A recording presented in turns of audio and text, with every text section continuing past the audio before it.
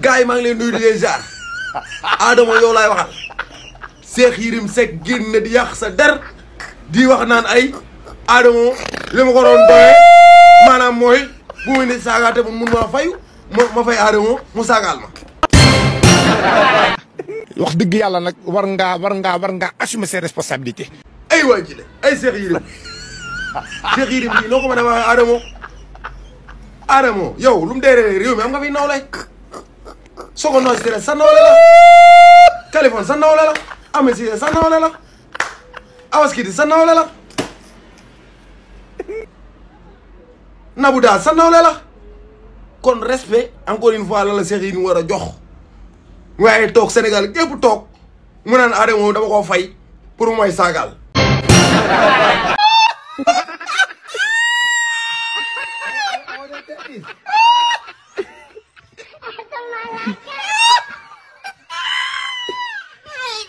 mel ni yow Adamo moom ndeysaan Cheikh Yérim da la jàppee benn waay joo xam ne nit ko waaye di koo xam ne xamul fooy taaw léegi Adamo li ma lay xamal de loo xamal waa réew mi doo xamal mooy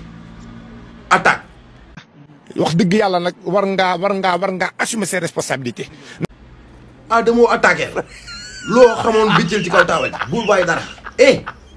xuloo sànnante xeer la loo ay sànni baar Adamo dama lay xamal benn affaire réew mi dañ lay teg di la déglu man daaw ma ñëw sa live mais tey dinaa ñëw ci live bi déglu la lépp loo yoroon balancé Ousmane Sonko moom li ma gëm te gëm ko maanaam mooy képp ko songu sànku maa ci xam dara. damay kat sa xol wallaay wax ci njëkk nag laa ko wax.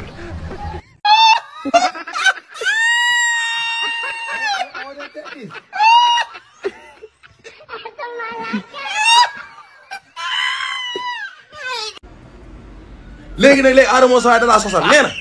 yow dala doon fay nga koy saagaal ñi nga xam ne moom mënu leen woon a saaga waaw léegi noonu mu doon fay ay nit nag ñu koy saagaal ñoo xam ne moom mënu leen a saaga ñun tamit bu demee ba gedd la ba suur la ba amatu sa jot buñ gisee kuy wax ci yow dañ lay support noonu la fa affaire demee ñun suñu affaire méttiwul de boo ci wul duñ cuubu boo cuuboo ñu cuubu maa ci xam dara. affaire rabaan la ndax réew mi fi toll foofu la toll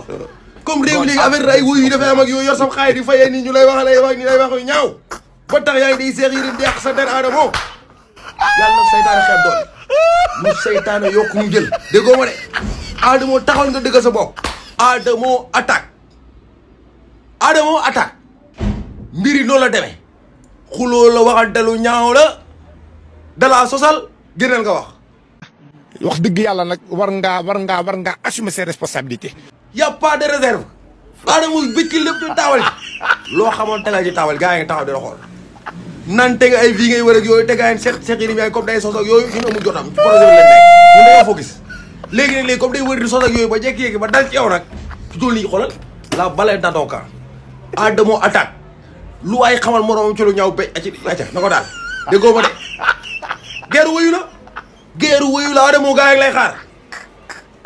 Cheikh Yérim li nga wax Adamo tamit réy na trop. trop c'est trop. ah ça c'est vrai. wallaay trop c'est trop. mais lii dafa ñaaw mais non Cheikh Yérim noo mën a sosale Adamo ci digg dëkk bi ñëpp di ko xool nga naan da nga koo doon fay muy wax lu ñaaw. trop c'est trop. ah ça c'est vrai. wallaay trop c'est trop. faut pas pleurer. trop c'est trop. faut pas pleurer mon frère. wallaay trop c'est trop. lii dafa ñaaw Adamo lii tey gars yi ñu la contrôle sax lii da leen di métti cas bi bu ko seetaan bi ci la affaire ci taabal ji attaque Adamo attaque waaw rang muy jaamu gën a xam bul xalaat ak yooyu rang waaw bagage bul xalaat bul ji naan ay noonu ay calculer yooyu amul calculer boss rang parce que maam jaara boso gaa ngi suuf ñoo taaw yow yëpp yow xoolal sotti lépp ci taabal ji mu jeex bul calculer bul istig yooyu balancer lépp mu jeex waaw kay noonu la demee Sonko moom koo soogu sànq maa ci xam dara. ñun moom ñu ngi fi rek toog di vidéo commentaire di aimer ak a like waaw moom koy songu te nawloo wul la nisaan gaa yaa ngi fi waaw yàlla moom mbiri Sonko moom nu ne la ko yàlla lijjantee rek fi toll daal Adamo la balee taa toog gaa yi ngi toog di xaar rang muy jaamu gën a xam bul calculer yooyu waaw noonu la demee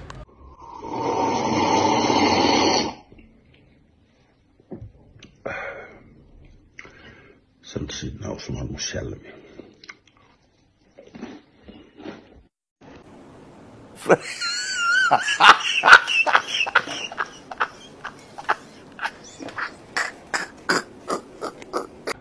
Adamo attaque waaw rangu yi jaaw gën a xam bul xalaat ak yooyu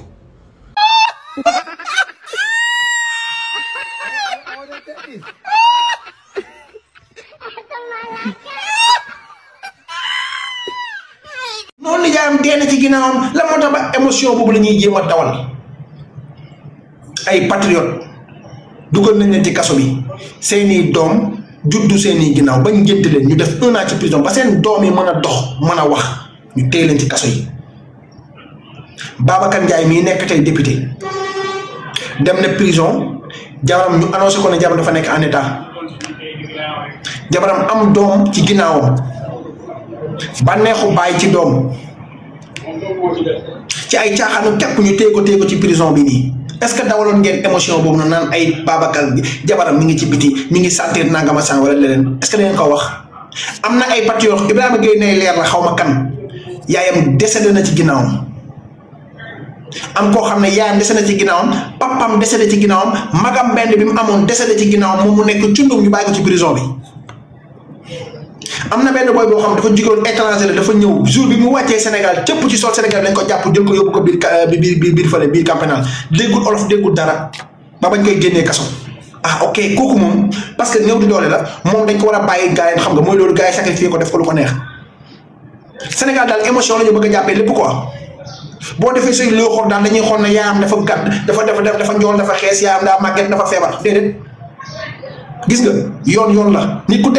nekk ci yoon dañ koy teg ci yoon yéen mënu leen a jël pauvre yi ngeen bëgg leen a teg ci yoon ku sàcc benn ginaar ngeen jàpp ko tëj ko 6 mois ngeen gis ku détourné ay milliards ñu jàpp ko di ko woone ko dana wuy ji tëj ko ci kaso bi ngeen ne noonu kooku war ko tëj ci kaso bi dañ ko war a bàyyi muy franc yoon ñoom mook góor gi ñu seetloo alal gi ay waay genre daal moo sàccee benn portable ñu tëj la 6 mois vu 1 an nga fay teg ci mais ki ñu dénk alalu askan wi mu dóor suñuy milliards plus de ay 10 milliards 40 milliards 50 milliards kooku noonu c'est un milliardaire war a tëdd kaso ah ok j'avais pas compris Macky Sall ñëw yore nguuru Sénégal ay nit di tëdd na alalu Sénégal bi jël terrain yi di ko jaayee di ko neexee Sénégalais tey exemple ni am problème mu kër am problème location am problème ndox am problème courant chaque jour que jëfee ñuy daw di dàqanteeg loyer tey koo xam ne fonctionnaire nga yaa ngi liggéey di am 300 000 par weer war na état bi war na la mën a defal loo xam ne war ngaa mën a am kër doo def location mais jéemul ñool de mais ñoom ñi ngi xool à chaque fois ñoom ni ñuy enrichir à chaque fois ni ñuy enrichir ci la ñu nekk léegi nag ñun ñi nga xam ne ñooy leen alalu baytil man nag waa non ñun moom météo wuñ am dara ñun dañoo météo toog di xoole bu ñu sàccee ñu dugal ñu kaso teg ñu lu métti dégluwaat leen dossier Farba Ngom ñu demaat ci Farba Ngom ngeen xool leen ma de ñu ne nañ bàyyi Macky Sall parce que Macky Sall kenn war ko wax dara en 2022 2019 la ñu Ousmane Sonko xaw ma 2017 la ñu Ousmane Sonko taxaw ci assemblée nationale ba ci hémicycle ba dañu xamal ne que carrément li nga xam ne moom moo nekk 2019 ci li nga xam ne moom moo nekk ay fiscalité ay ministres yoo xam ne ci def ay exonération fiscale Sénégalais bari na noo waxul dëkk nangam sangam c'est-à-dire en 2022 mu ñëw leen waxal leen ci problème mu Farba Ngom bi nga xam ne moom moo nekk ci suufu Sénégal bi Macky Sall avec complicité wu Macky Sall nan lañ ko doon doxalee léegi nag ngeen nag ne nañu jàpp ñi nga xam ne ñoom ñoo nekk ñooñu ba pare bàyyi ñeneen Macky Sall mi nga xam ne moom moo nekkoon ci kaw nekk seen papa nekk nga xam ne moom moo nekkoon le chef de gang loolu lay bañ de Macky Sall c'est le chef de gang c'est ça que vous voulez pas entendre loolu ngeen di bañ a dégg mais di ngeen ko dégg c'est le chef de gang parce que le président de la République nekk ca kaw ay ministre am jël li nga xam ne moom mooy alal réew mi suufu réew mi di ci def lu leen neex ay loo xam ndeysaan ay patrimoine bâti de l'État la ay deniers publics la ñu jël ko di ko salfaañe jox ko ñii jaay ñële génnee ñële dugal ñële li nga xam ne tey instant ay gendarmerie sax fa la ñu waroon a nekk nga jël ko tey instant di ko tayle ay lan ay étranger ay société armement ay loo xam tey instant ni warul nga koy def ay rapport épinglé ñun tey instant nii gisoo ci yenn journalistes yi bari yoo xam ne télé nga xam ñoo ëpp doole Sénégal doo leen gis ñuy wax ci débat yi ba ci RTS man je vous dis une chose muy Pape Alé directeur général RTS da nga war def ay émissions yoo xam ne c'est des émissions de dénonciation ay nit toog fa di wax li nga xam ne moom la looxoor ñiy def lan moo tax yéen waa TFM yéen waa Sen TV yéen waa 2S à chaque fois bu ñuy waxtu lu am importance Sénégal yéen a ngi teg ay musique ñii ñu ngi def ay émissions taaxuraan pour lan te bu lenn nekk carrément yaa am priorité bu fi am boo xam te ne sant ni média wu Sénégal ñoo ko war a véhiculer mais du ngeen ko véhiculer mukk yéen a ciy ñàkk fayda rek yéen a ci ay taaxuraan rek publicité lamb rek publicité concert rek pendant ce temps alalu Sénégal bi ñu ko jënd ci def lu leen neex ngeen topp ay cas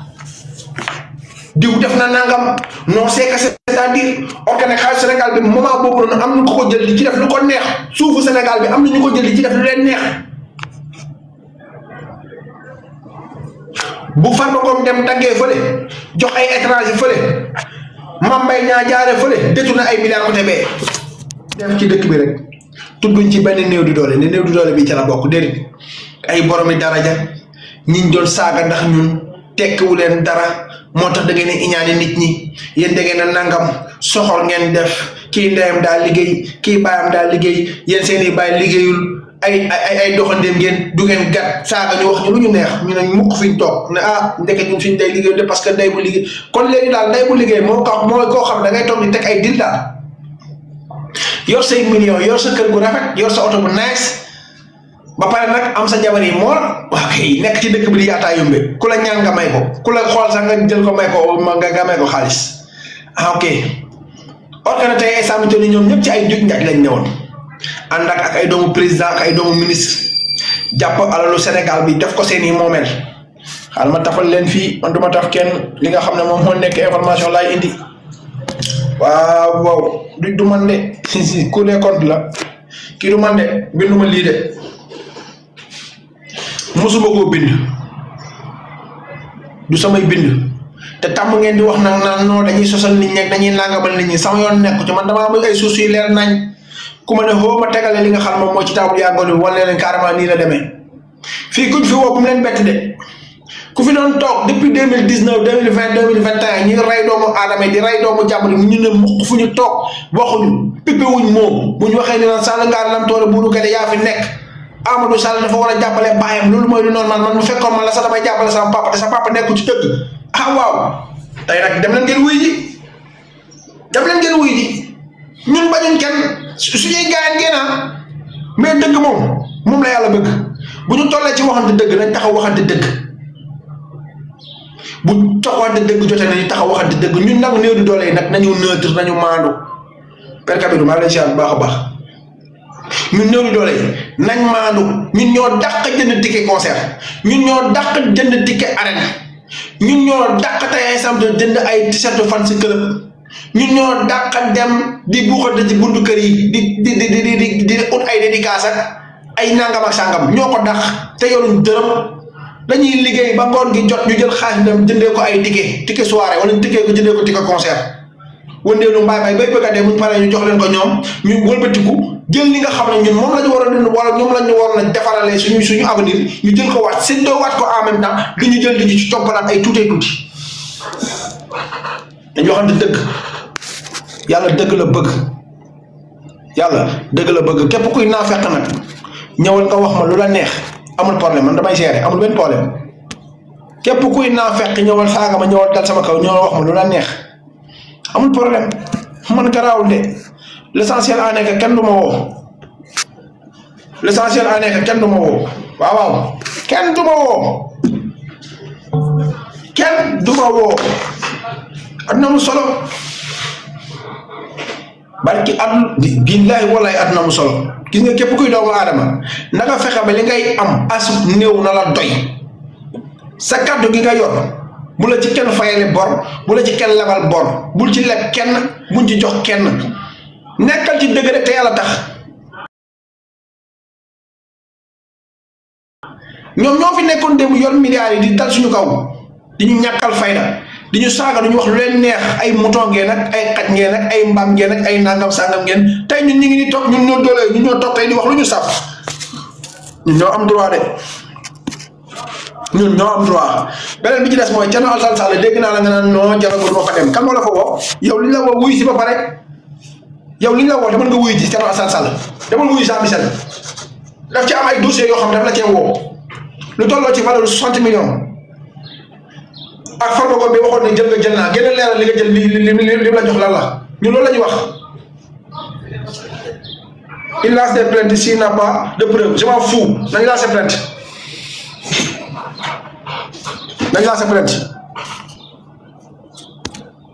s'il n'a pas de preuve nañ lancer plainte man je m'en fous ci plainte ku ma lancer plainte ma ne wuyu ji dama ne Thierno Alassane Sall moo ne demul ci li nga xam ne moom moo nekk ca dialogue ba loolu su ñoo nekku ci na toog kenn woowu ko na dem wuyu ji Jean Michel maa ko wax buñ may plainte dañ ma plainte ci loolu na dem wuyu ji Jean Michel dana ko carrément kaa ñu waxtaan ci dossier bi nga xam ne mooy dossier 60 milliards yi nga xam ne yaa nekkoon ministre de tutelle bi na dem wuyu ji na dem def conférence de presse mu wax ne que carrément lii li nga xam ne moom la Farba Ngom taxaw wax ne ko jël naa kenn jël naa na bàyyi jub bi na dem wuyu ji ci loolu na wax lan la Farba wax ne moom la jël donc yéen fukk laay xale ka carrément man damay nekk fi di ragal li may wax man ragaluma li may wax dellu ma ci ginnaaw te dama koy wax par la force ñi may wax naan ay non c'est que c'est di def attention man xam naa li may wax bu baax a baax lépp lu nekk ci presse bi man maa ko génn relaté waat ko Sénégal yëpp gis ko je m'en fous qu'est-ce que vous croyez lan ngeen yaakaar yéen alors boole be sam ndeysaan nga nokk ci biti acca dama man seen di fu tapé yi ngeen nekk man nekkuma ci wala ka naa la bu yàgg acca dama merci beaucoup ba pare muté la nag acca wala ka naa la muté la ca biti te nekk leen foofu noonu ay attention nangam sangam te yéen moo wax ma def attention man ay nit sàcc suñu alal réew mi ñu koy wax ngeen naa ma fay attention man attention laay def ban attention laa war a def man wala da nga ne yaakaar ne carrément ne ñun ay golo lañ ba ñu sàcc suñu alal réew mi def ci lu leen neex ba pare ay rapport épinglé da ngaa ma fay attention gis nga sa waay xam naa ne di nga utiwaat beneen compte ñëwaat gis nga yi ngeen may def loolu bu ngeen ma ko deful fii dinaa commencé tàkk seen kaw maa leen gën a ñëmal xotteeku fuuf nekk leen ay nit nag konaan ngeen rek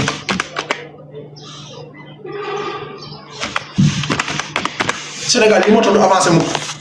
parce que ay ragal ngeen li ngeen war a wax du ngeen ko wax mukk parce que dañu leen nappoon moo tax napp gi ñu leen napp mooy que carrément sàcc alal réew mi pare wëlbati ko tey sam ne bu leen ko wax ku leen duñ ko wax waaye yéen ñan dañu fontoo waaye yéen fii amatul ay borom daraja amatul kenn ku jël alal réew mi lañ lay wax nañ ko fa delloo teg ko fi bu ko yóbbu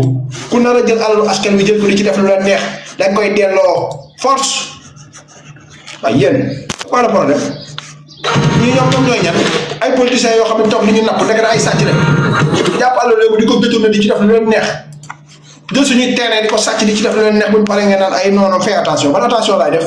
waaye gis nga bu leen ma changé noo waaye nag doom ji dem wuy ji yéen ñëpp laay taf sama yoon nekku ci da boo na dem wuy ji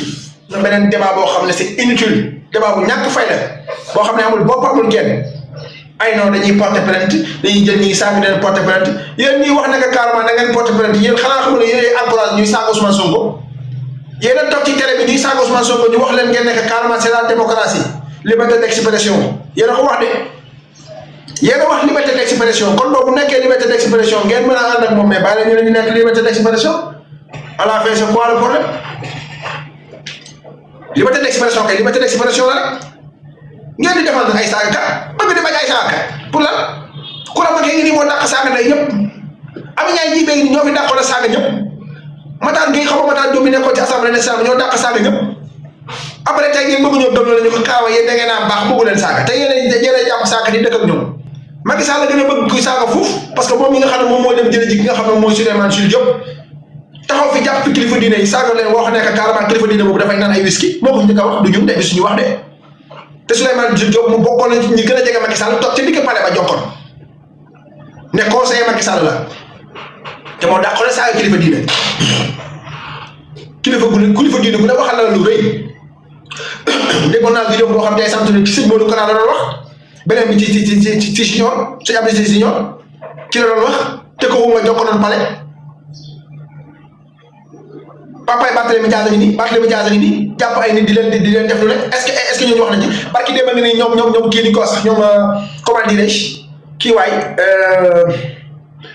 Ibrahima Gueye ne leen xaw ma taxaw fa ne côté Grand Dakar taxaw di def seen réunion ay bande jógee fa la ñëw attaqué leen ne leen kenn du fi def réunion saaga leen ay ndey wala loolu waruñu ci autosaisir fala nga naan dégg fekk ay nit yor ay ngànnaay ne du ngeen fi réunion fan ngeen ko teg seen bàyyee moom foofu wala lan la ay nit jàpp fi ay douze yoo xam ne defal fi ay douze 10 millions yoo xam ne douze yi parew douze yoo xam ne ñaari jokkalukaay ay denn kii féetoo fale kële féetoo fale ñu koy wax ngeen ne duñ ko wax naan ay c'est-à-dire génn leen ci li ngeen nekk bu ngeen amul fitu dénoncé ñun am nañ fitu dénoncé ñun fekkee ay tàppal ngeen tàppal leen seen tàppatu bopp ñun tàppatuñu ñun suñu alal ñun fu mu dugg dañ koy lijjanti alal askan bi ku ko mënti jël di ko salfaañi di ci def lu ko neex am nañu droit indécelé du droit tant que ñii la koy dénk tant que yaa ngi taxaw day sàmm ñu lay jox alal askan bi nga ciy def lu neex am nañu droit indécelé du droit te dañ lay indexé du droit ku am sa plainte booy bind bindal contre x bu ma ko waxee boobu ci mën a dugal ma ci jamono fou c'est pas le problème seen nappaate yooyu ngeen nekk mooy lan seen nappaate yooyu ngeen nekk lan la seen nappaate yooyu c'est révolu jeex na fii amatul ay noo kii garaade la kii nangam la kii seet loolu ay tur kese la ay haute gradé ay noo kii institution la institution bu tegoo ci yoon dañ koy jox respect bi nga xam ne moom la ñu wax ne nañu respecté institution yi mais ku nekkoon ci institution yi respecté woo institution bu ñu la dénk nga def te la la neex sénégalais yi seen boppam am nañu droit indécédé du droit ne la carrément li nga def ni war a ko def parce que da ngaa salfaañe droit ak loi te ñi fi nekkoon ne dañ ci salfaañe li nga xam ne mooy droit ak loi yi fi nekkoon constitution bi dañ cee bind fenn fu ne carrément nit bu génne manifester da nga ko war a rey dafa am fenn fu ñu bind ci constitution Sénégal bi ne nit bu génnee di manifester dañ ko war a dóor ba reer dañ ko dégg fenn da ngeen a déggee fu constitution bi waxee nekk carrément ne instant bi ñu toll nii dañoo war a jël ay nerf bi di mater la population dañ ko dégg fan la ko constitution bind te droit de manifester mu ngi ci conseil constitutionnel bi wax leen à la fin da ngeen di dem ba benn moment yéen da ngeen a nekk seen i ridicule ba pare bëgg ridicule loolu nit ñi ñun dinañu ridicule loolu ñun luñ bëgg a wax dañ koy wax fuñ bëgg a yegg dañ fa yegg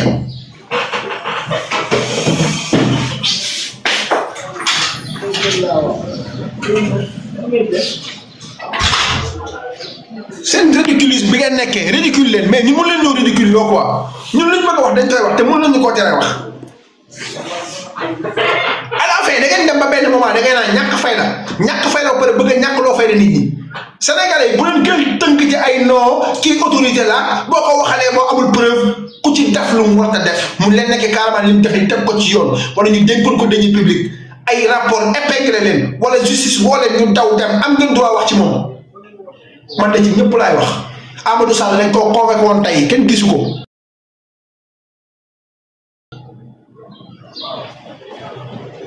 démb journaliste yi est-ce que wax nañ ko tey est-ce que bi nga xamee ne Amadou Sall woon ko est-ce que dégg ngeen benn presse bu bind na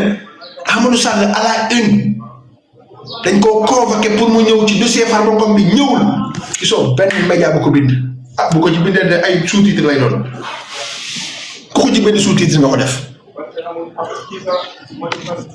ku ko ci bind sous-titre nga ko def nekk leen ay nit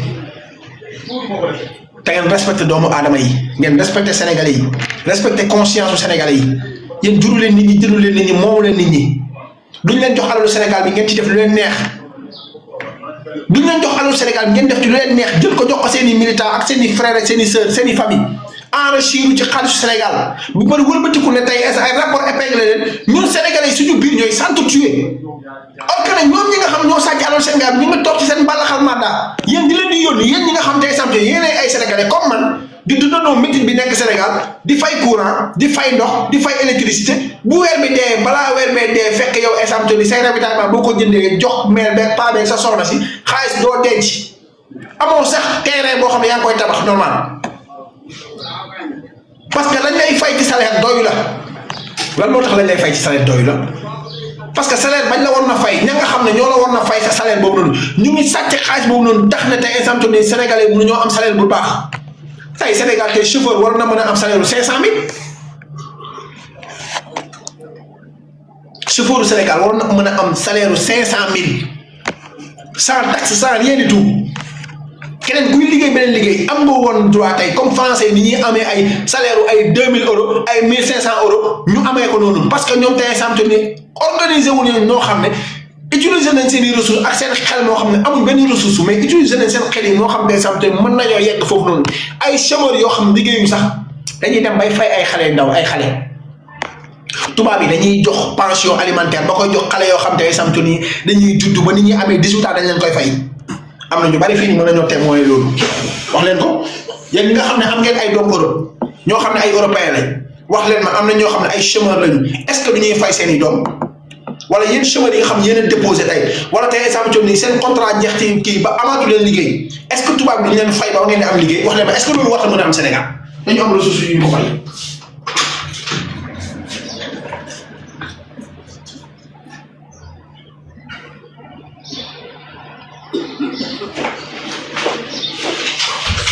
est-ce que am nga ay ressources yu ñu ko war a may ressources yu ñu ko war a may am nañu ko mi ngi fi. ressources yu ñu ko may mi ngi fi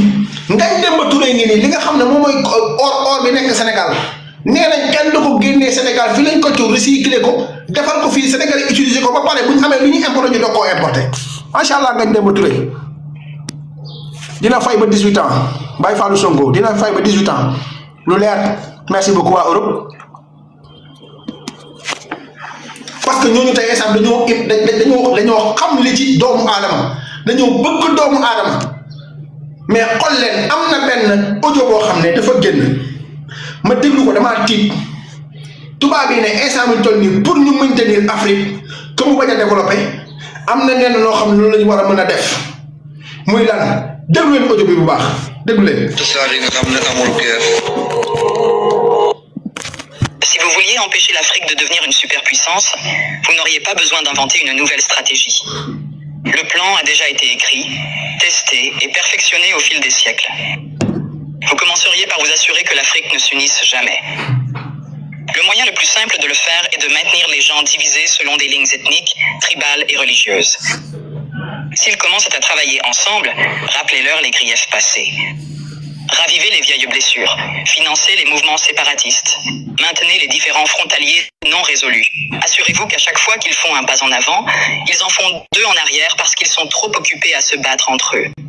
Vous installeriez des dirigeants qui servent des intérêts étrangers, pas leur peuple. Trouvez les plus corrompus, les plus facilement manipulables, ceux qui désirent la richesse et le statut plus que le progrès.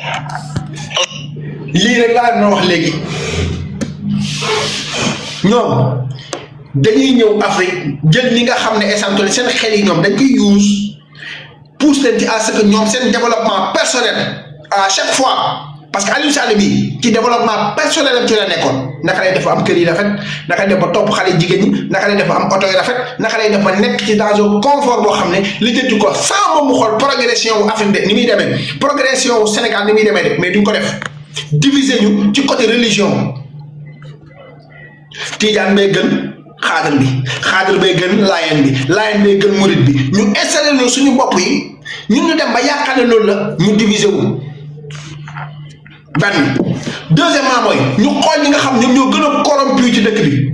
ñu def suñuy dirigeant def seen bopp yi ne leen yéen da ngeen war a riche yéen a jiite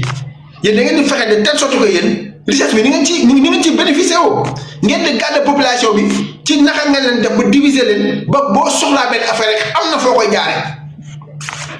diviser pour mieux régner loolu la ñu tubaab yi def te loolu la ñu indil tegal ñu ko installé ñu ko ñun sénégalais yi fi ñu conscient ñu commencé di ko def am ay certaines émerguments yoo xam ne ils sont toujours là à défendre ces maquistes ñi nga xam ne ñu def des politiques machiavéliques seen bopp dong ñor leen parce que amul ci yéen ñu doon jox ay miette yooyu kenn woowuñ ci kenn avancé wu ci kenn bougé wu ci centimètre. à la fin te du feeñ na noo xam ngeen lu tax yënguñu pour yeneen mbëri force Covid bi dossier bi buñ ko yëngalee lan ngeen ci gis ngeen ni mbëri yi noppi yoon yëpp di seetaan ñu leen di noggatu koo ci gis am na intérêt bu mu doon incarné ci biiru régime Macky Sall am na ci ay bénéfice jot na ci ay millions di espérer jotaat yeneen yaakaar ni Macky dina continuer toog c'est nga gis ce qui fait que ces apéristes là ces Benno Bokk Yaakaaristes là seen Benno Bokk Yaakaar seen yaakaar pour seen bopp la de du yaakaar boo xam ne buy jëmal askan gi kanam c'est-à-dire que bu ñu waxee Benno Bokk Yaakaar yaakaar boobu du yaakaar boo xam ne pour askan gi la non non Benno Bokk Yaakaar pour tas yaakaaru askan gi te nag ñoom xam nañu nan la ñuy manipuler ay artistes boo waxee artistes sportifs yi ci la ñu bokk parce que bëre lutte traditionnelle lutte avec frappe ci culture sénégalaise la bokk ci aaru sénégalaise la bokk xam nañu nan la ñuy manipuler artistes yi ak sportifs yi pour seeni marketing politique ak seeni guerre de l'information nan la ñuy def ba manipuler ñooñu le di nekk ay influenceurs parce que sans doute n'importe quelle star influenceur la pour créer lu ñuy wax benn rideau benn écran de fumée entre ñoom ak askan gi ba askan gi du comprendre ci lu ñu nekkee ils savent très bien comment jouer avec et ils l'ont fait en bon escient ce qui fait que bu ñu xamee ni ainsi seen pouvoir dafa menacé ils ont récupéré pas mal d'acteurs culturels les mbër la entre autres yeneen artistes yi am ñoo xam ne c'est de vrais artistes xam nga artistes yi am na ay patriotes am na ay panafricains am na tamit ay saay-saay seedi biir secteurs yi yëpp la comme nu ngay gisee enseignant patriote panafricain ak enseignant saay-saay comme nu ngay gisee professeur tamit bu mel noonu ngay gisee journaliste bu mel noonu homme politique bu mel noonu sëriñ bu mel noonu noonu la amee tamit ci artistes yi ak sportifs yi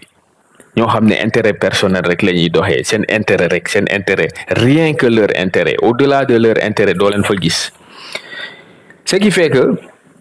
ñu bëre bu ñu doon jàpp fii patriotes yi di leen nogatu di leen jiiñ lu ne di leen jiiñ tur yoo xam ne xam ngeen tur yi duma leen tudd c'est pour protéger